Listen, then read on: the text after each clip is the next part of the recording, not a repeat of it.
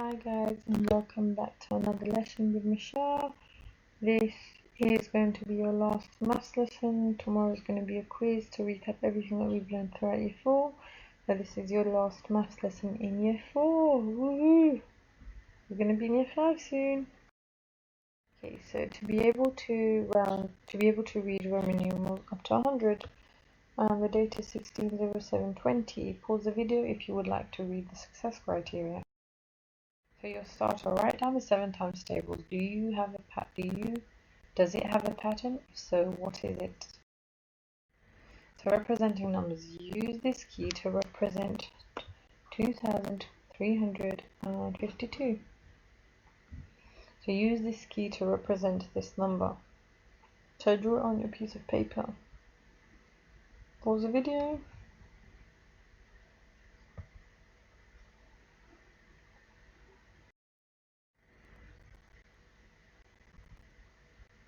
Can you represent the number in a different way?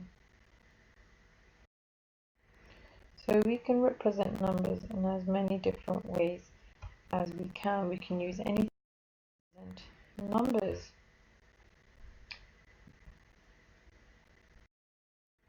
Okay, so additive form Roman numerals. Today we're going to be learning about different numeral systems, including early and later versions of Roman numerals. A numeral system is an agreed way of expressing numbers using digits or other symbols. The numerals in a system represent different. The most commonly used numeral system is the Hindu-Arabic system. This is the numeral system that we use with 1, 2, 3, 4, 5. It consists of 10 digits to represent all numbers using place value and decimal point if needed. 0, 1, 2, 3, 4, 5, 6, 7, 8, 9. The Hindu-Arabic numeral system was developed by 2 Indian mathematicians in the 5th century. The numeral system spread to surrounding countries and was adopted and modified by Arabic mathematicians. This is the numeral system we use. There are many other numeral systems around the world from different times. So we've got the Chinese, the Mayan, the Roman. Roman numerals originated in ancient Rome. The numeral system was used throughout Europe until late Middle Ages. Roman numerals are based on 7 symbols: I, V, X, L, C, D, and M, so they use letters. These symbols can be combined to represent different values.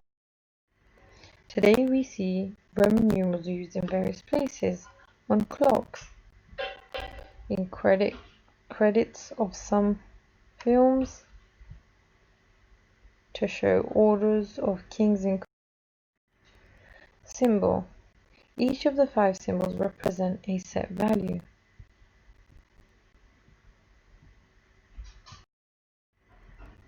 The symbols are combined to represent numbers. The numbers 1, 2, 3, and 4 are made by combining the symbol 1. So I is 1, I is 2, and I is 3. What do you notice about 5?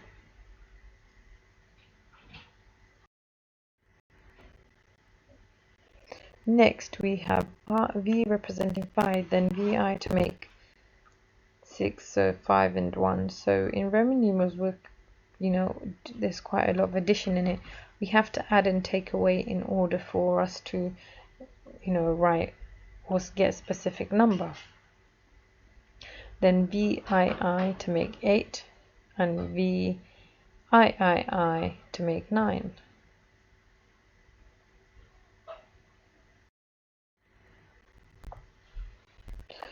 Finally, we finish off with X representing 10.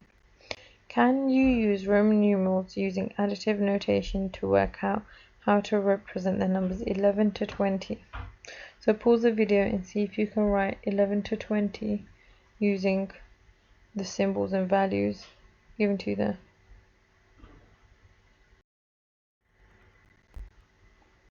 So this is what it should look like. So your 10 is x and 11 is xi, 12 and so on and so forth in the order that you see it. Now can you make all the multiples of 10 from 10 to 100 in Roman numerals using additive notation?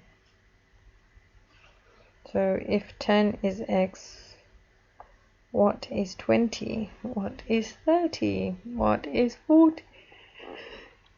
50? 60? So remember, you need to be adding the letters. So to get 60 would be else lx, because you would do 50 plus 10, which is x. So this is the order that it goes in. Practice using additive form of Roman numerals by ordering the loop cards.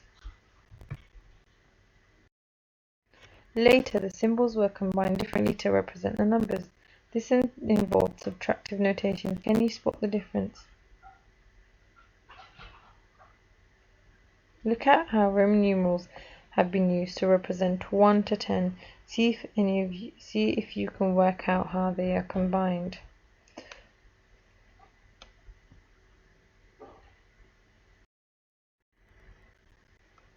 The numbers 1, 2, 3 are made by combining the symbols for 1. Therefore, 1, 2 and 3 are. What do you know to us about 4? In Roman numerals as IV, 4 is represented as IV. Can anyone think how the Roman numerals are combined here to represent 4?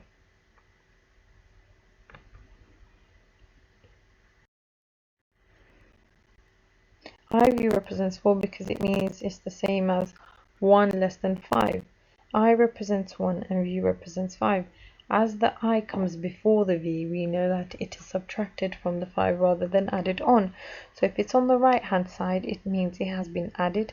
If it's on the left hand side, it means it has been taken away. So that's how we identify addition and subtraction in Roman numerals. Right hand side means add, left hand side means take away. So IV means 4.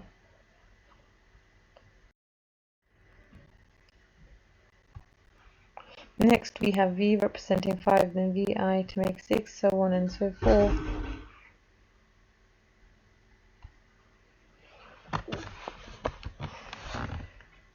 Nine is made similarly to 4 using subtractive notation. Can you explain how IX represents 9?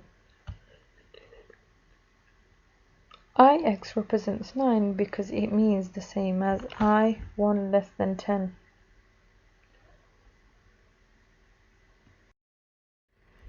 So that's done for any number ending, in a 9. We have an exception for 4, but any other number less than ending in a 9 is written before the main number. Last, we finish off with x representing 10. Can use Roman numerals in subtractive notation to work out how to represent the numbers from 11 to 20. Take care with 14 and 19. So pause the video and see if you can attempt that. How did you do? Now you can make all the multiples of 10 from 10 to 100 using subtractive notation, Roman numerals. Think carefully about 40 and 90. So this is what it should look like from 10 up until 100. These Roman numerals have been matched with numbers they represent. Some of them have been matched correctly, but some of the matches are incorrect. Can you spot the mistakes? So pause the video for a few minutes, see which numbers have been matched correctly and which numbers have been matched incorrectly. Let's go through the answers. These numbers and Roman numbers have been incorrectly matched. Can you explain how they should be corrected?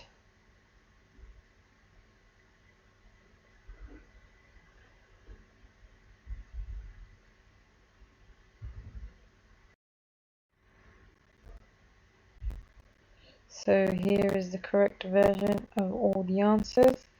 They are now matched correctly. Did you explain how to match the Roman and Arabic numbers accurately? Okay, so your task for today is to create a poster for the new Year 3s coming up to Year 4 next year, who will be learning about the Roman numerals or the Roman number system. Okay, so I want you to create a poster about it and using examples of numbers and how the Roman number system works. Okay, so good luck guys, and hope you've enjoyed today's lesson. See you tomorrow.